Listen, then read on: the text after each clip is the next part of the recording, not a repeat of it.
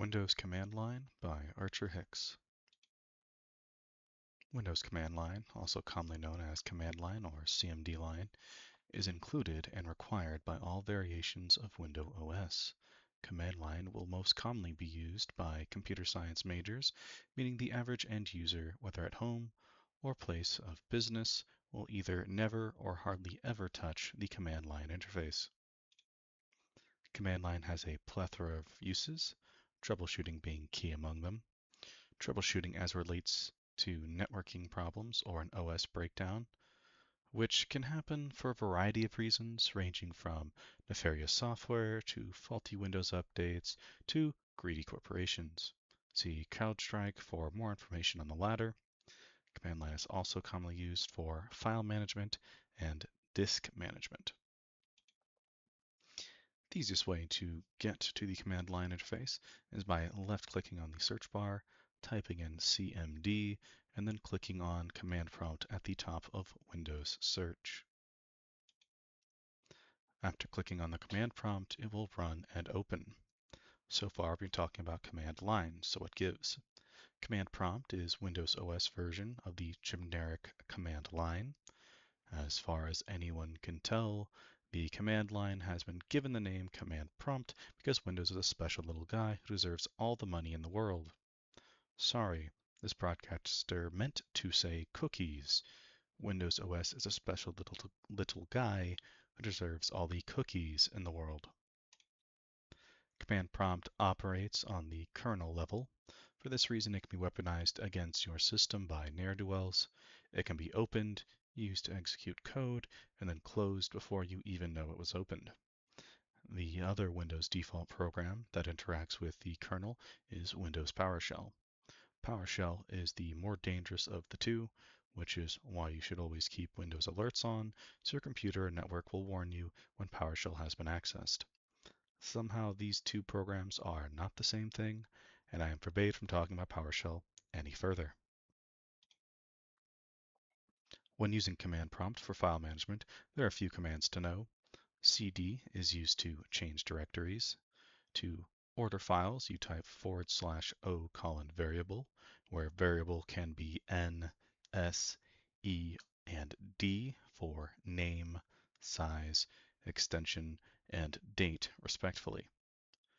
To set the date field, you type in /T::variable, where variable can be C, A, or W, standing for created, last accessed, and last modified, respectively.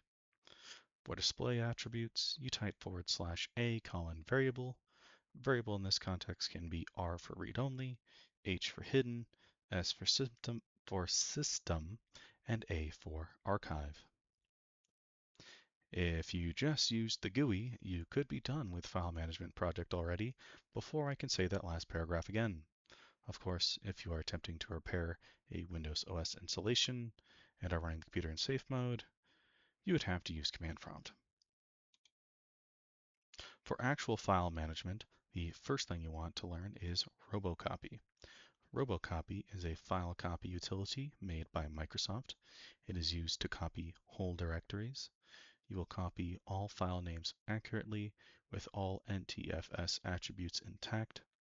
It has many different commands to enhance functionality, such as /xf to exclude files that match names or paths specified, /xd to exclude directories that match names or paths specified, /s to copy all subdirectories without copying the ones that are empty, /e to copy all subdirectories including empty ones, and /l to list the files and directories that would be copied instead of actually copying them.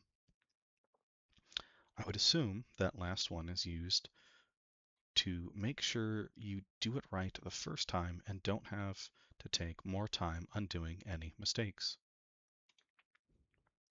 You can use the md command to make a directory and the rmdir command to remove a directory.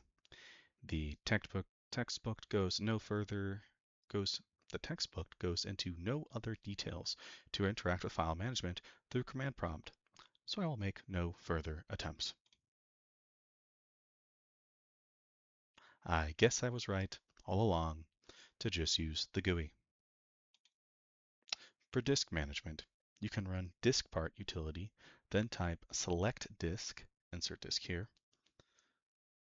Then you can use detailed disk to discover all the configuration info you will need. Of course, if there are no partitions and you know there should be, then your disk might be corrupted or could be haunted. Who knows? Type select partition number or select volume number to select your desired partition or volume number respectively. You can use assign to change a drive letter. My favorite is A because no one uses floppy disks anymore. Write nuclear launch terminals used by the US government. The delete command can remove a directory, can remove a volume, and extend can be used to extend a drive volume. Whenever you are done doing this, like it's 1975, type exit and then run the disk management tool instead. Seen here. There is more, but I need to fly now, so this is all you're getting out of me. Apologies for the lack of info on any slides. I thought this was funny.